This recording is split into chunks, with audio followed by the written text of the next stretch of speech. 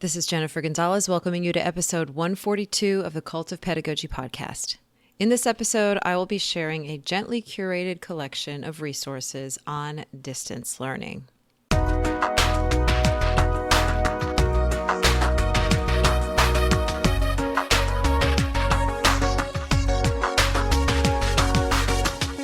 Well, here we are. If you're listening to this in the distant future, I'll fill you in. I'm recording this in March of 2020. We are watching the COVID-19 virus spread all over the world and scrambling to find ways to slow it down. Schools are closed everywhere. We're being told to stay home as much as possible. Everything is canceled. Absolutely nothing feels normal right now. It's scary. And one of the hardest things about it, for me personally anyway, is not knowing when it's going to be over. I had all kinds of topics planned for future podcasts, but now some of them seem irrelevant, while others just don't address the main thing on the minds of so many teachers, which is, how are we supposed to continue teaching our students under these conditions? I knew I needed to shift my focus to something that would address distance learning, but every time I tried to put something together, I got so overwhelmed by all the stuff out there. Everyone has resources to share. Everyone has tips and advice. Every tech company is offering some kind of massive discount or free plan for teachers. And just as pressing, everyone has questions. What about primary grades? What about RTI? What about social emotional learning? What if my school isn't letting me teach my regular curriculum? And the biggest question of all, what about families without tech? I didn't have any clear answers to any of those questions. But what I do have is access to thousands of teachers, each of whom probably has at least one good idea. So I turned all of these questions back to you. I asked a crap ton of questions on Twitter and Facebook, and for each one I got hundreds of responses, which in turn were also overwhelming. I started a Google Doc and dumped a ton of stuff in there and tried to get it organized. I think I've finally turned that doc into something useful for you. I know I still haven't answered all the questions, but I'm hoping you'll find something that helps you through this crazy time. In this episode, I'm going to take my best shot at sharing clear, carefully curated information on distance learning. We'll be doing this in 4 parts. In part 1, we'll address your head and your heart, the very real, very valid emotional and psychological factors that may be preventing you from doing a decent job with online learning. In part 2, we'll get into the nuts and bolts of distance learning, options for content delivery, different ways students can demonstrate learning, and some of the tech that can make it all work for you. In part 3, I'll share some general tips and advice I've gathered from teachers in the field.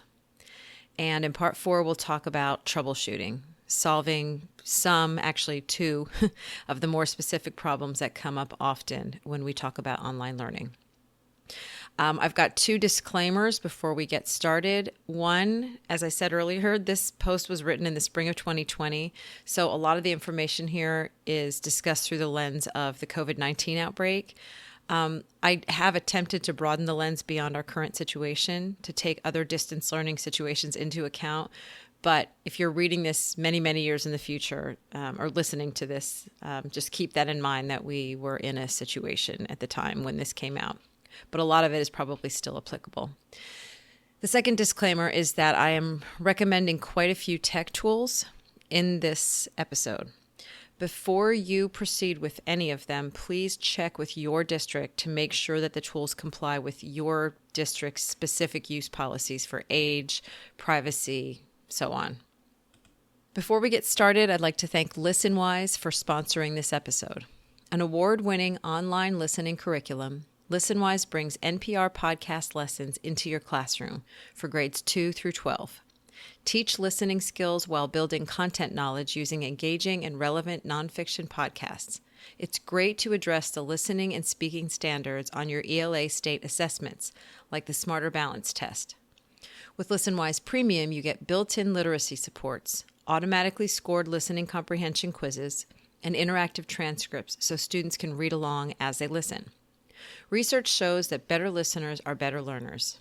Sign up for a 30-day free trial at listenwise.com/cultofpedagogy.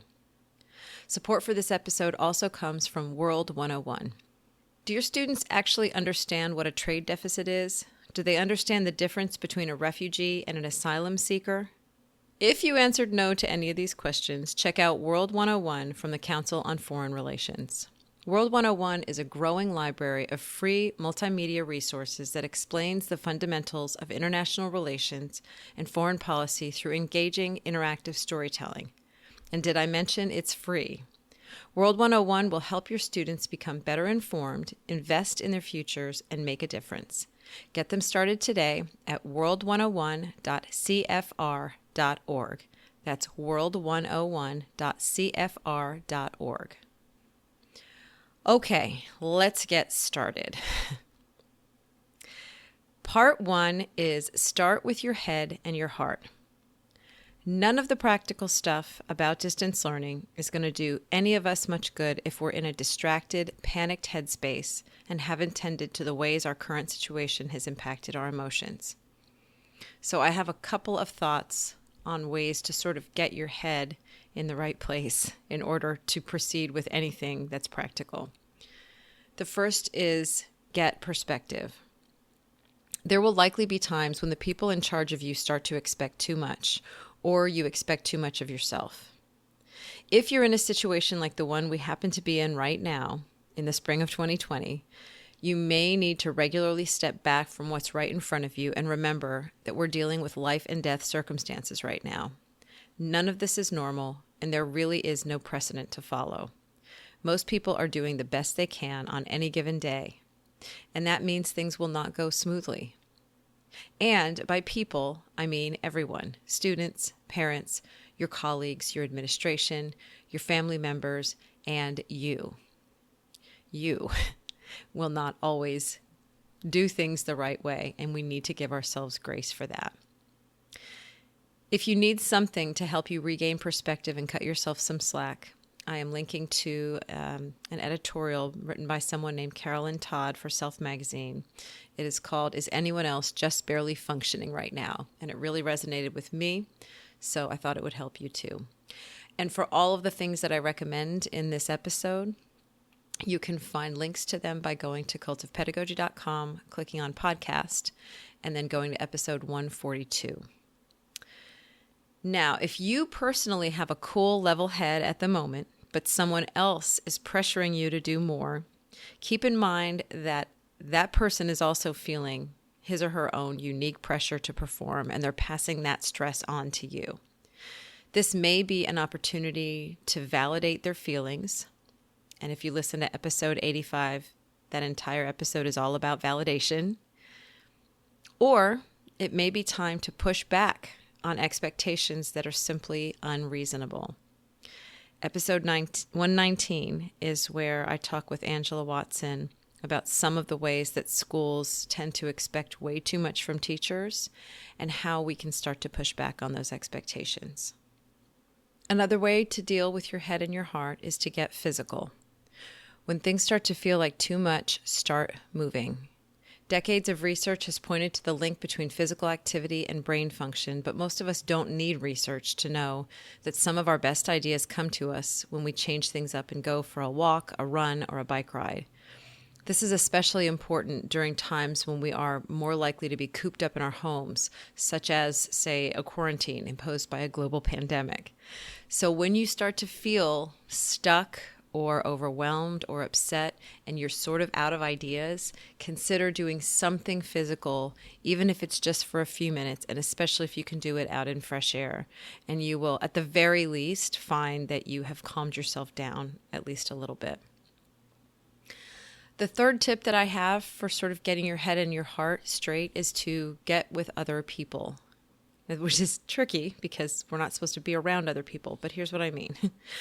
One of the things that has really overwhelmed me in the process of putting this post together is knowing that everyone's situation is a little different and not having the tools to address each situation. One way to alleviate situations like this is to get in touch with others who are more familiar with your specific needs. Apart from collaborating with your colleagues, which is probably what I would recommend you do first, a great way to share ideas is to find online groups. Now, I'm recommending two of these that are on Facebook. If you're not on Facebook, I strongly suggest you just set up an account only for the purpose of collaborating with others, and you don't have to use it for anything else. But some of these Facebook groups are really, really good for sharing ideas. So the two of them are, one of them is called Educator Temporary School Closure for Online Learning. It's open only to educators, and it was specifically created to support educators who are planning distance or online learning due to school closures for COVID-19. So this is specifically for this current situation. But my guess is that once this current crisis passes, people will want to maintain all of those connections that they've made through the group. And so it may end up changing its name in the future, but my guess is that the group itself won't shut down. It will, maybe morph into something with a different name that has to do with distance learning. And I can't really give you the link here because it's kind of long, but you'd want to come over to Cult of Pedagogy and find that. Again, it's episode 142. The other one is called Dealing with Educational Inequities in Distance Online Learning. This one has a more specific purpose. It was created, and I'm quoting from their mission statement, in response to the growing list of resources and practices during the COVID-19 shutdown that further increase the educational divide as it relates to accessibility, race, socioeconomic status, gender, and other marginalized communities. We want to demonstrate real solutions in distance online learning that can provide solutions for all learners. So one of the things that this particular crisis has really underscored is the fact that not all of our students were getting an equal education anyway, under the regular conditions. And this has really just made some of those gaps even wider. So this particular group is focusing on equity. So that would be something that would pertain to a lot of your situations and a lot of your student situations. So I've got links to both of those. And there are probably lots and lots of other groups that are set up for special educators, for example, or for people who teach English learners, for example, where those groups were already established, and now they will also be talking about distance learning. Okay, part 2. This is the nuts and bolts of online learning. Online learning has so many components to it, and each one could honestly get its own whole blog post or podcast episode. So since I can't go too in-depth all at once, I'm just going to do an overview of all the pieces and link out to resources that can help you learn more about each one. So the first piece is the piece about connecting and communicating with your students. It is essential that you have clear, consistent, accessible channels for communicating with your students. There are different pathways for communication that'll need to be established. And I thought about this for a while before I sort of categorized these. So the first two pathways are essential, they're must-haves, and they're asynchronous, meaning participants can access the conversation whenever it's convenient. They don't have to be there at the same time. So these first two that are essential, the must-haves, are the outgoing communication and the incoming communication. So the outgoing communication pathway, on this one is where you give instructions, post announcements, and generally inform your students about what's going on and what's expected of them. Some teachers are creating daily or weekly videos for this purpose. My own children have expressed a preference for the videos. They say that they understand the teachers that are doing that a little bit better than they do with the stuff that's just written, for what it's worth. Other teachers are just writing out instructions in places like Google Docs. Other teachers are doubling up. They're having some short videos paired with some written instructions so that students get the information through different modes. I think probably the most important consideration with that outgoing communication is that you pick something and keep it consistent.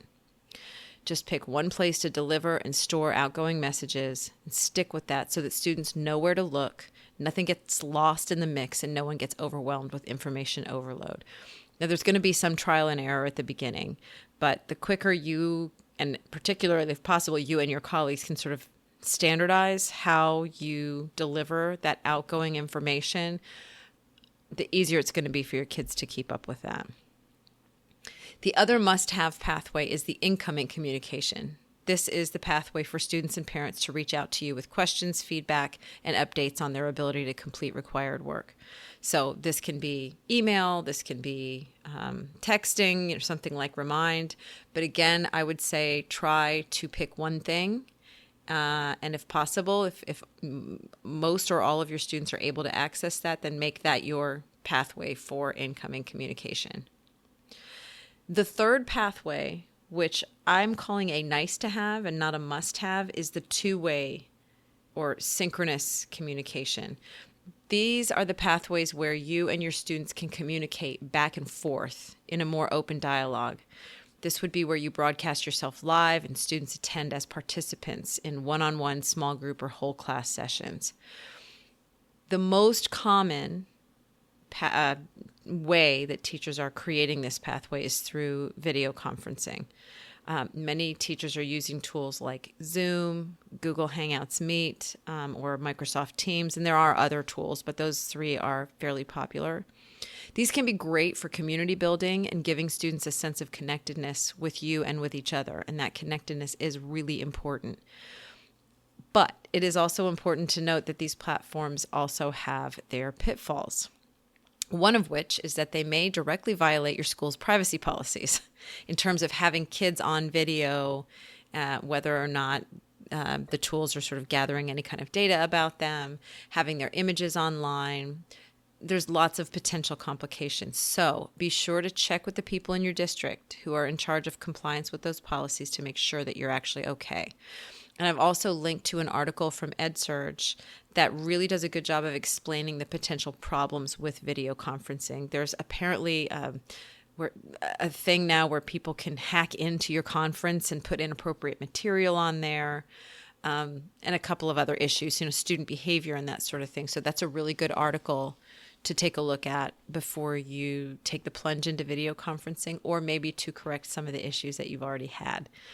I'm also including an infographic that was created by a student tech support team. This is the Salina High School SWAT team in Salina, Texas, and their advisor Tisha Poncio.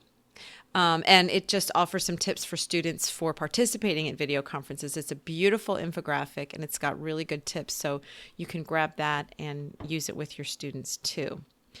Okay, so if you have decided, though, that video conferencing is not the route you want to go, and there are some schools that have said, no, we're not messing with video conferencing right now, you can still set up other types of discussions so that you can get students interacting. You're not stuck for any kind of discussions if you don't do video conferencing. So here are a couple of options.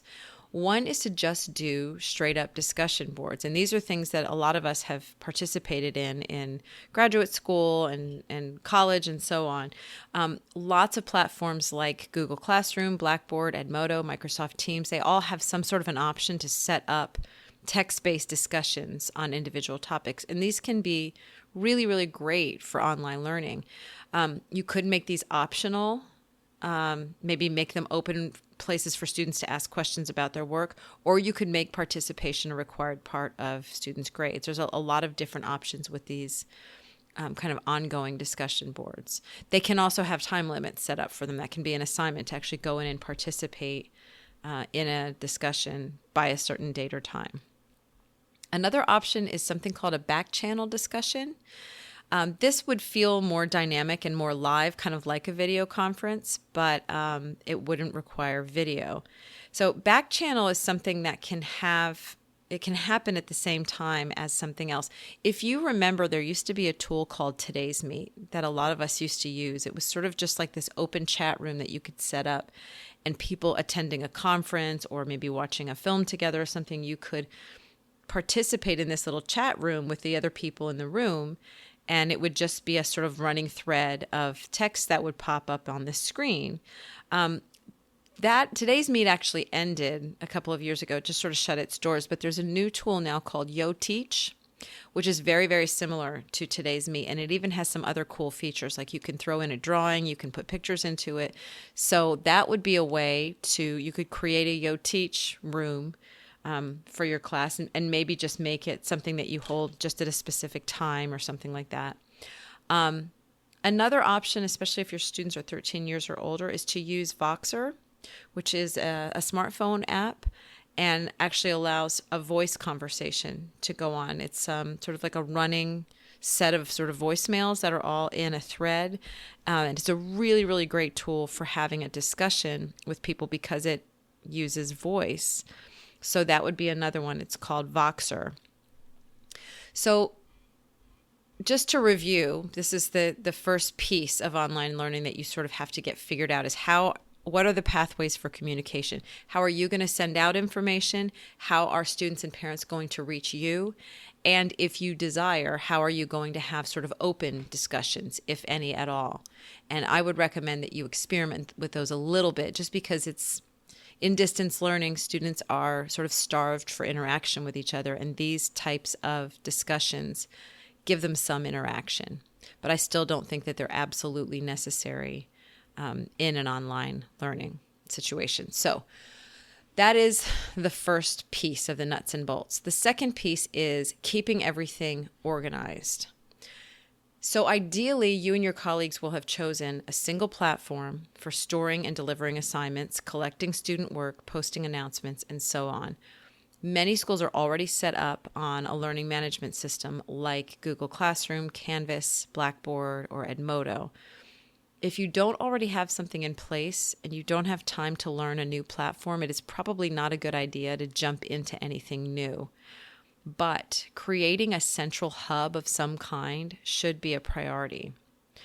What parents and students are saying most often to me when I talk to them is that it is incredibly stressful to have to keep up with multiple platforms and multiple streams of information, with some pieces coming to them through email, others coming through Remind, others through an LMS, and so on. It's making them pretty crazy. And with more than one child at home, more than one teacher per child, things can get out of hand very fast. So ideally, if you can choose one platform for keeping everything organized, that would be the best way of doing that. Here's the thing I want to make sure I clarify, though. As an individual teacher, it is perfectly fine for you to use lots of different tools as part of your instruction. You might assign students to look at a set of Quizlet flashcards, take them into a Kahoot to play, give them some Edpuzzle lessons, give them Newsella articles. But for actually organizing all of that, do that in one place in terms of communicating to them what the assignments are. Put that information in as streamlined a place as possible. So if you don't really have anything yet, or if you feel like your current system is kind of messy, I will share with you one really simple approach that has been taken by some schools is to maintain one single document, usually it's a Google Doc, for the entire school. Really simple. In that document, they just list the name of all of the teachers, and every teacher's name is then hyperlinked over to their, whether it's their website or their teacher page, or ideally in most situations to their own either Google Doc or their own Google folder, maybe that has a separate folder for each day. And in that folder will have all of the information that students need. But this way, all students and all parents start in the exact same place. They start in that one Google Doc where they find their teacher's name, click over to it, and they should expect to find current information from that teacher about what they need to do. It's very plain. It's not very designy, but it is a really nice, clean way of keeping everybody's information in one spot. And it was just a simple HyperDoc. It's a central hub where they can start every single time and click over to where they need. So even if you don't use this specific model of a Google Doc, setting up something like it will really make your whole school run much more smoothly. As an individual teacher, you could then replicate this exact same type of hub for your own classes. You could create either a central folder or a file where students can find weekly or daily assignments and then click over to the information that they need. So I've got a picture of that doc in the post that you can take a look and just see how simple it is. So for the nuts and bolts, we've looked at communication pathways, platforms for sort of keeping everything organized. And then the next one, which I'm going to actually go through very quickly, is lesson design. And the reason it's quick is because entire degree programs have been created to show teachers how to design lessons for online learning. So I am not going to be able to delve into this enough here because there's a lot to it. So what I did was I just found two articles, two resources that you might find helpful in sort of tweaking your lessons or thinking about how you want to actually plan out your lessons without having to get another master's degree. So one of them is an article by Caitlin Tucker, who I think has really become a superstar in all of this because she has been working with the idea of blended learning now for several years and has really created some great models for how to combine face-to-face learning with flipped or blended or online digital-based learning. And so I think a lot of the systems and structures that she's set up for her classroom translate really beautifully to distance learning also. So I would recommend sort of perusing her whole website, but the one that I am linking to is just called Tips for Designing an Online Learning Experience Using the 5E Instructional Model. So she's taken an existing lesson design model and sort of tweaked it to see what it looks like for online learning. And it's a great post because it's got 5 separate videos where she really walks you through how she plans lessons.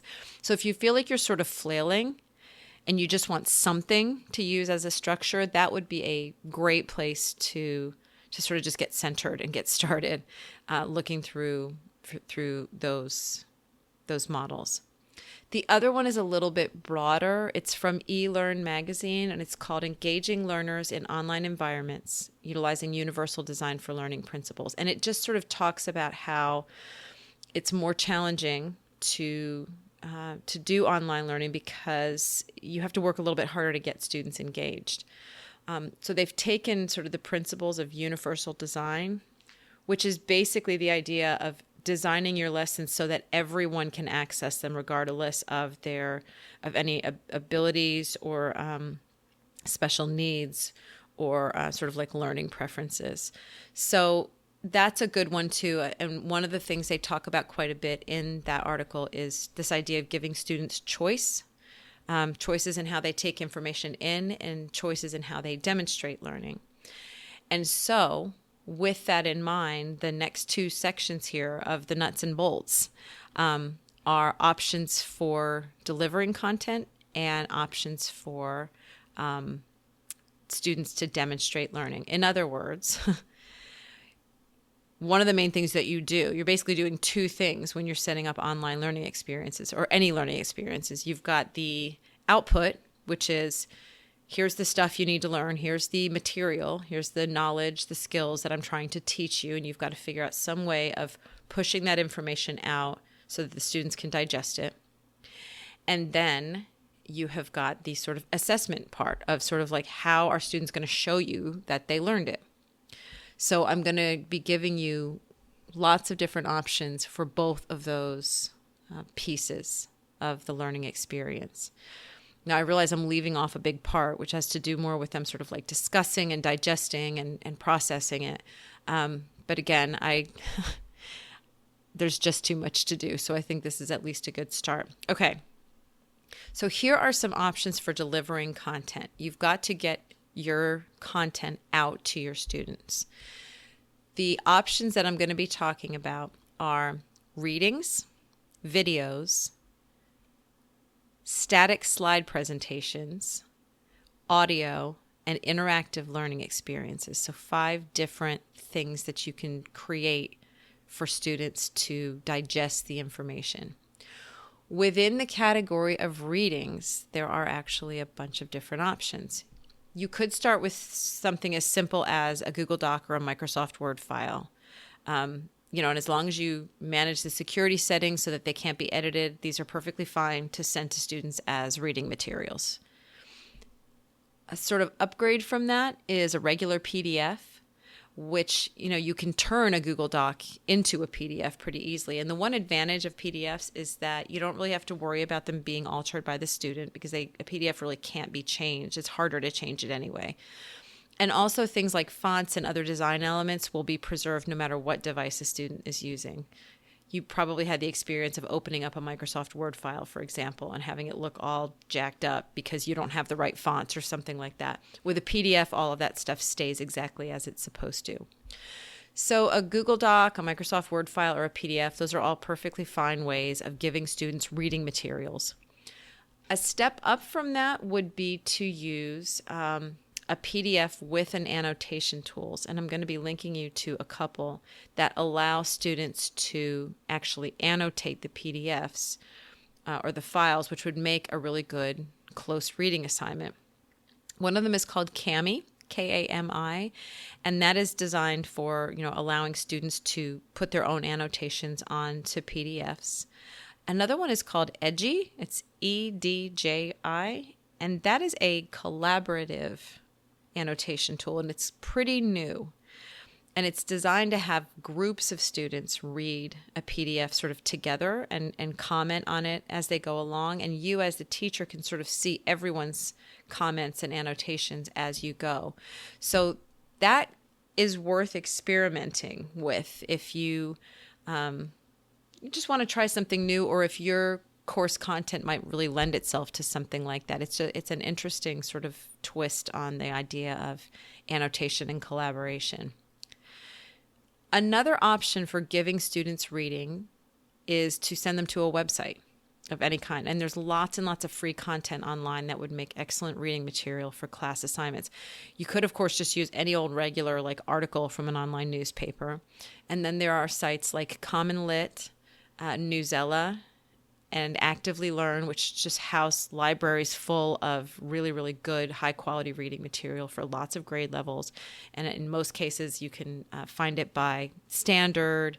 On Newsella, you can even change the reading level. So there's a lot of good reading material already out there that you can just assign to students. Another site is Newseum Ed, which is more for sort of history and social studies teachers. It has fantastic primary sources, old newspaper articles, old photographs. It's just another great resource for sending students to a website to do some reading. Now, with any website at all, there is another level here where you can do websites and add your own customized layers to it. A tool called Insert Learning allows you to layer on your own instructional content onto any website. So you can insert a note in the middle of a website, you can insert a discussion question, a quiz, you can embed videos. So it's a way of turning a website into more of a lesson. So that tool is called Insert Learning. So all of this is just different options that you would have for just assigning readings to students. So another option is videos. Video is a very popular way to deliver content online because it has the potential to restore the voice and visuals that are lost when we move away from face-to-face instruction.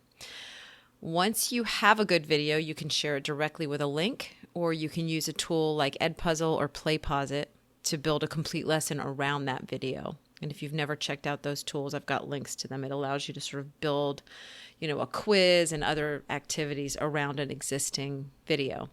So you have two options for sourcing your video content. You can either use videos that were created by someone else, or you can create them yourself. So we'll start by talking about the videos created by someone else. Obviously, the internet is absolutely loaded with videos, and using them means you don't have to make them yourself. What's challenging is finding videos that are appropriate for student viewing and that accurately represent the content you want to deliver in a way that is succinct and maybe even entertaining. Finding videos that meet these criteria can be really time-consuming if you don't know where to look. To save time, it helps to go to sources that have already proven themselves as creators of high-quality educational videos. One great place to look is Khan Academy. They offer a massive library of videos on math, science, arts and humanities, including history and government. So that's a great place to start. Another pathway is to go to YouTube channels that are created by organizations that already have a strong reputation for good content, like National Geographic, the History Channel, the Metropolitan Museum of Art, so on and so forth. And as with anything else, your colleagues are going to be one of your best sources for finding good stuff. So ask around at school or find a group on Twitter or Facebook that can recommend something to you. So if you do happen to find some good stuff that was created by someone else, that's a great start. Or you can use videos that you create yourself. The good thing about creating your own videos is that you have total control over the content. Probably the easiest way to create instructional videos is with screencasting software, which simply records whatever is on your screen while you narrate into a microphone. So one way this could look, and this is a very common, popular way of doing this, is to just create a PowerPoint-based lecture or a Google Slides lecture, and then just deliver that lecture on your screen, put it in presentation mode, and talk into a microphone, and use screencasting software to record it. And then you have a video-based lecture. If you would like to try this, if you never have before, here are 2 affordable, popular options for screencasting. One of them is called Screencastify, and this is a recorder that is built right into Google Chrome, which makes it an incredibly convenient tool for creating an on-the-spot screencast. As of right now, the editing tools are still kind of rudimentary, which means you're not likely to end up with a really polished video at the end. But for many purposes, this tool gets the job done quickly and easily. And on my post, I have linked to a video that shows you how to use it. The other option is called Screencast-O-Matic. This has been around for a long time. It's very popular. It's a recorder that you actually download onto your computer, which is slightly less convenient than one that's built into a browser, but the editing features with the paid plan might make it worth it for you because you're able to get sort of a tighter, more well-edited video. So for that one also, for Screencast-O-Matic, I have linked to a tutorial that shows you how it works. So that's videos. So we've got readings you can give students. You can give them videos. Another option is to give them a static slide presentation. So this is sort of like, I just described how you could create like a PowerPoint or Google Slides lecture and then just record it on screencast. Another option would be to put everything that you want to say sort of in the lecture onto the slides, not in the presenter notes, but actually on the slides, and then just send students the slide presentation. A lot of teachers will just give their students their PowerPoint and they'll just look at the notes and they'll sort of scan through the PowerPoint, as is, which I think is okay. But you could create sort of a better, nicer, more pleasant learning experience by setting up the slide presentation as its own sort of learning experience, which would basically mean sort of splitting up the slides more so that you don't have so much text on any one slide. And then you can send it to students as a link so that when they open it, it just opens as the presentation. It opens in full screen mode and they can click through and it's not them just sort of looking at your editing screen.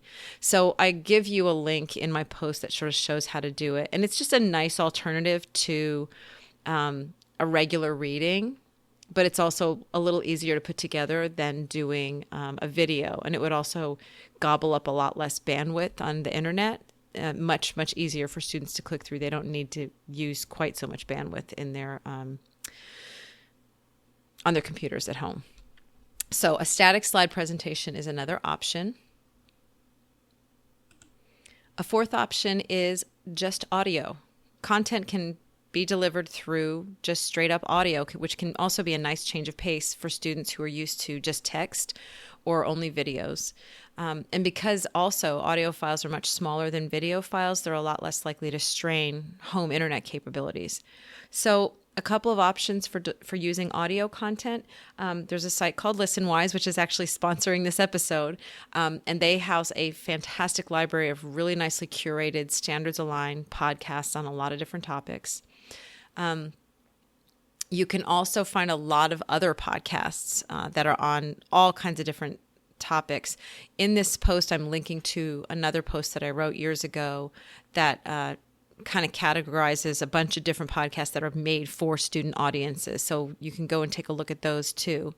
And you can also record your own audio. You can record audio instructions, reflections, lectures.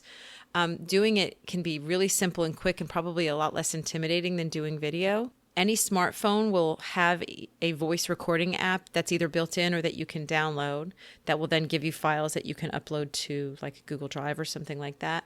There's also a web-based tool called Online Voice Recorder, which you just go in there, you click a button, you record your voice, and then you can download a file that you can then use, in a lot of different places. Those can often just be uploaded right into whatever platform you're using, and students can listen to those. That could also be an alternative or a way of making your stuff more accessible to students with special needs. You could have written instructions and then have an audio version that you just read to them. And in a lot of cases, students can just play them right on that platform. So the different options for delivering content that we've looked at so far are readings, videos, static slide presentations, audio, and then the last one is interactive learning experiences. And this is kind of a newer thing, but if you're sort of craving something different, this is an option. Some tools have come along in recent years that allow you to create these interactive online learning modules where students click through various instructional components. Some of them offer sort of little games that you can create, or they can take interactive quizzes and so on. In a lot of cases, it's not really that the learning itself is more challenging or in-depth. It's just maybe a more fun way of delivering that same instruction. And in some cases, the activities themselves may not justify the time that it would take you to put them together. But if you want something different, maybe a little more fun than the standard fare, these are worth checking out. Some of the websites I've listed, they're called Go Conquer, Deck Toys, Book Widgets, and Wiser. And then the one that I sort of like the most that seems to have the coolest design is called Genially. That's Genially. And over on the post, I've actually put a video that shows how that works. So that's another option for delivering content. Okay, so now let's look at options for students to demonstrate their learning. Just as there are many different ways to get the content into students' heads, you can also offer choices for how students demonstrate their learning back to you. Probably the quickest, most traditional way to measure whether students learn the material is to give them some kind of test or quiz, but that may not be the best way to get students to experience the content in a deep way. You also have options of doing sort of like essays and that type of thing. And those are pretty standard, and keep using those if they're working for you. But sticking with some of these more traditional methods really only favors students that work well in those modes, and it doesn't really allow other students to shine in areas they might be stronger in. It's also maybe not that much fun. So if you're sort of looking for ideas, for some fresh ideas for end products, I've got some for you. Now, I got a lot of these by asking on Twitter, and I have linked to that question on Twitter so that you can actually read all of the suggestions that people had.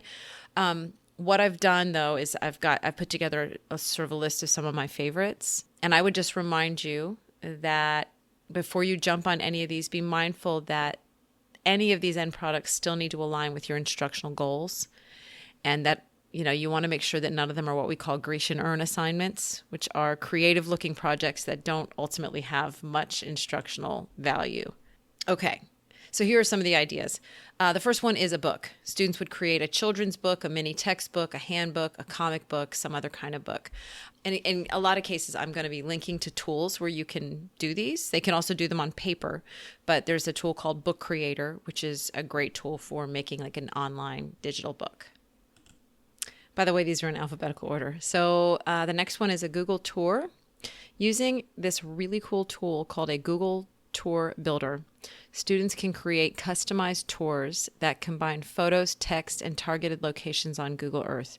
You kind of have to see it to understand what it looks like, but you sort of click through various pieces of text, and it sort of takes you around the map and shows you different views of different parts of the world, and then the person who created it actually writes up their own text commentary. So they're incredibly just really cool, and doing one of these, they could be tours that explore a current event. They could explore historical periods or phenomena. They could do science or geography topics, global research topics. Students could also do a tour that sort of explores their personal histories or maybe their future plans. Or they could even do a Google tour that's based around a completely fictionalized story, maybe that takes place in various locations around the world. So I feel like there's a lot of really neat things you could do with this. So I think it's worth exploring. Another option for an end product would be an infographic. So either on paper or using a tool like PictoChart, you could have students create an infographic to represent or teach about an idea or a set of data or a combination of those things. Another idea is a lesson. You could have students actually write their own lesson on a chunk of your content. To make this successful, you probably should provide them with the basic structure of a lesson so that they can follow that, including things like, lesson objectives, where's the direct instruction, where's the guided practice, have them create some sort of an assessment to measure their success. It could be a really interesting learning opportunity, and just a really different kind of an assignment. And you can then extend that and have them teach the lesson through a screencast video or something like that. Another idea is a model. Students can create a physical model representing some aspect of your curriculum. And then, if you're doing this online, they could photograph it from various angles, write up captions to those photos, create a video tour of the model. But, just because it's a physical thing in their home and they can't bring it to you at school doesn't mean that they can't sort of show it and talk you through it to demonstrate how that model is representing that piece of learning. Another idea is a museum or multimedia collection. You could have students curate a collection of artifacts that represent a curricular concept along with their own written captions in maybe something like a Google Slides presentation.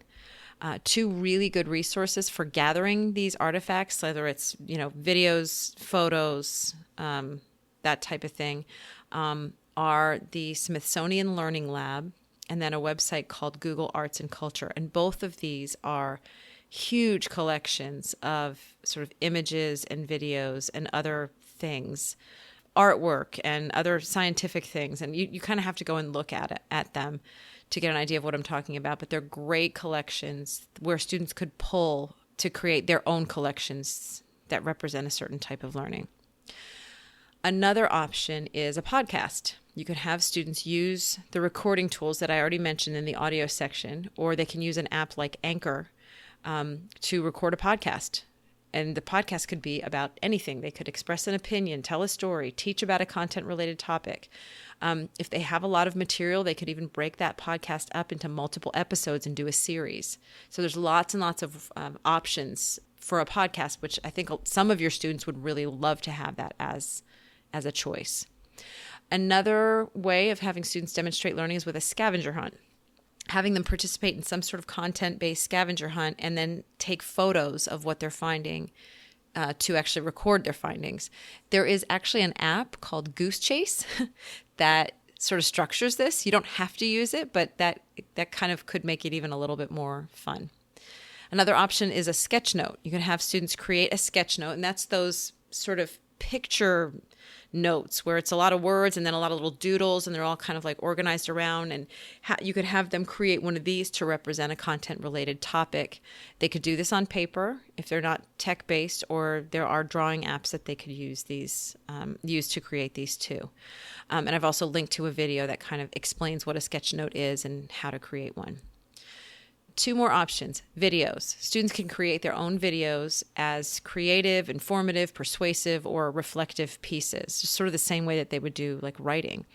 They could do videos that are public service announcements, commercials, mini documentaries, instructional videos. They could do short feature films or animations. They could even do TED-style talks. The tools for creating these can range from like a quick response platform like Flipgrid. They could use the screencasting tools that I mentioned earlier. There are also great stop motion video tools. There's one called Stop Motion Studio, which would make such a great project. Or even just simple online tools like Adobe Spark that allow you to sort of pull together pictures and videos and add text and create a video that way. So there's lots and lots of video creation tools out there.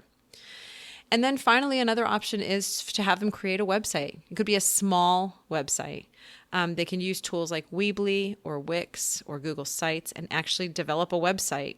It could document a long-term project, or it could be to teach about a particular idea. It could be a blog that they're keeping about a particular topic. It could be a fictional blog that they're keeping. Lots and lots of options with a website. So let me run through those really quick. Again, these ideas for end products: a book, a Google tour, an infographic, a lesson, a model, a museum or multimedia collection, a podcast, a scavenger hunt, a sketch note, a video, or a website. All right. So we are on part 3 now. We've moved away from the nuts and bolts, and now these are just general tips and advice from teachers. And this is actually a much shorter section because I've kind of gone over a lot already. But these are just a few more tips that I've heard from teachers on Twitter about things that they've learned about effective online learning. The first one is begin again. If distance learning has been introduced suddenly, where it's taking the place of face-to-face learning rather than being the standard from the start, treat the beginning of that shift the same way that you would treat the beginning of a school year, by establishing routines and protocols before digging deeply into content and giving extra energy to rekindling culture and relationships on that new platform, even if they were already established in the face-to-face setting. So even if you've already been doing online learning for a couple of weeks and maybe it hasn't been going that well and you kind of haven't really set up really good routines, there is absolutely nothing wrong with saying, okay, we're starting fresh today. We're going to just spend today like practicing a couple of things or whatever it is. I know it's messy, but that is a way maybe of sort of regaining a little bit of control over a situation that might feel a little bit out of control. Another tip is keep home responsibilities in mind. When schools are closed district-wide, all children are out of school and under one roof. This means older kids may be shouldering some responsibility for caring for their younger siblings, and that could impact how well they're able to keep up with deadlines, log in for synchronous events, or respond to communication in a timely manner. So letting students know up front that you get this and maintaining flexibility with deadlines can go a long way toward keeping the lines of communication open and avoiding misunderstandings. The third tip is to make social interaction a priority. When we are kept from one another for whatever reason, our need for human interaction increases. So if you're teaching a distance learning course that was set up that way to begin with, it's important to build in structures to keep students interacting with each other and with you. This principle is even more vital in situations where distance learning is coupled with large-scale social isolation. Some of the tools and systems I mentioned earlier, like video conferencing and discussion boards, can meet this need.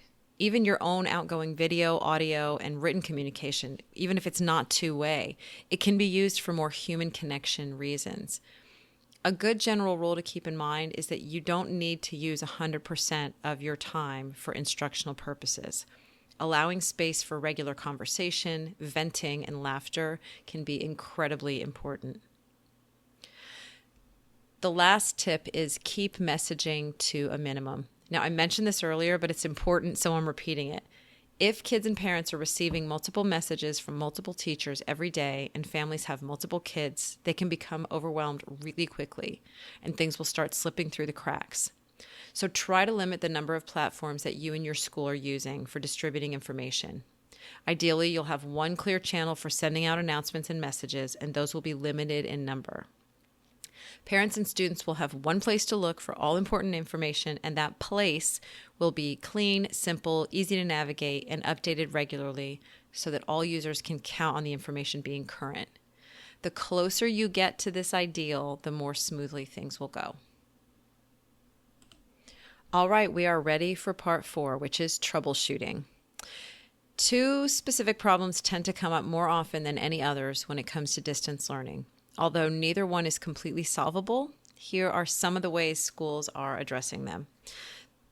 The first one is students who do not have home access to tech. The whole notion of distance learning becomes a problem if some of your students don't have devices or reliable internet access. So here are a couple of ways to address this problem. The first one is get more students connected. So in 2017, I did a post called When Your School is Short on Tech, and the episode is 76. In that post, I showcased a whole bunch of different ways that schools are actually getting unconnected families online, including information on how some schools are partnering with organizations like Kageet, Kageet, to loan Wi-Fi hotspots out to families. There are organizations that are doing Chromebooks. There are grant things. So this is more of a long-term solution. but it would be something to look into if some of your population is unconnected. Some of the some of the solutions may not be relevant to a distance learning situation, but in that post, you might find some resources that can be helpful in your community, even if they can't be implemented right away. Another option is to offer non-digital choices. So some districts are working around this problem by offering paper resources for pickup and drop off. This is how we all did distance learning in the years before the internet. I took a correspondence course in college, and you just mailed stuff. A lot of schools are sort of offering like a pickup at the school. So it's certainly possible to do it again this way, even though it is really inconvenient. But I think if you sort of cooperate with people and share the workload, it can be doable at least. Another option is to use the phone. And hear me out, because I'm not talking about doing the entire instruction on the phone, but if you have tried other avenues and you still can't get a hold of some families, because this is a problem for some teachers, is that they can't even reach some of their families, just trying a regular phone call might be your best option. If you want to keep your number private, you can set up an account with Google Voice, which allows you to call, text, or message another phone without sharing your personal number. Also, I've linked you to some instructions on changing your phone settings to block your number. And if you're reaching out to families that don't speak your language, there is an app called Talking Points, which allows you to actually communicate with them in their language. It allows you to send messages that will be translated. And I believe they offer 20 to 30 different languages. So that's one to check out. And families on the receiving end do not have to have smartphones. As long as they've got a phone that can receive a text, it could work with them. So that may be an option. Another option, which I sort of alluded to before, is to use the mail. This is not ideal. It is not cheap, but it still may be possible to mail materials back and forth. And if you've got office staff in school, they might be able to help with this. Even if instruction isn't possible this way, consider the impact it would make if you took 10 minutes to mail a handwritten letter to an otherwise unconnected student, just to let them know you're thinking about them. And I know that is a concern for some teachers. They've sort of given up on the idea of trying to do regular instruction with some kids that are just very difficult to reach for the moment, but they want them to know that they're still thinking about them and that they still care about them. And sending something through the mail, it may get to them. And finally, as a last resort, and I know this is not possible in some cases, but there are some teachers that are doing home visits, which is not out of the question. If you're deeply concerned about reaching students who can't be reached in any other way, it may be possible to just drive to their neighborhoods and, maintaining all precautionary measures and social distancing, checking in with them. You may only need to make that one visit just to at least establish some sort of a phone connection or a neighbor or some other way that you can actually maintain from that point on. So I know that there are some teachers who are really sort of torn up about not being able to reach certain students. So remember that digital options are not our only options. It may be a matter of doing things that are just kind of unconventional nowadays, but maybe at one point in time they weren't. So those are some suggestions for trying to reach students who don't have technology at home. The other concern, and I really don't have a ton of answers for this one, but this is for meeting special education, RTI, and language learning needs. So many of our students have these individual needs, and we have figured out how to meet them in a school setting. But when a school moves to a distance learning model, teachers and parents are at a loss for how to continue working with these students. So since this one is really far out of my wheelhouse, what I did was I reached out on Twitter asking teachers, how they're handling this particular need. I have linked over to that tweet, and there are hundreds of replies. Probably your best bet is to go over there and read those replies, because you'll probably find one or two things that work in your situation. The other benefit to that is that you will then find other people who are doing some of the same things that you're doing, and then you can connect with them and process more of these questions and ideas with them. Apart from that, I've just got two other resources to share. One is the Talking Points app that I just talked about, which allows you to reach out to parents who speak a different language. And then I would take a look at Microsoft. Microsoft has a growing suite of tools that are made specifically to make online learning more accessible for all learners.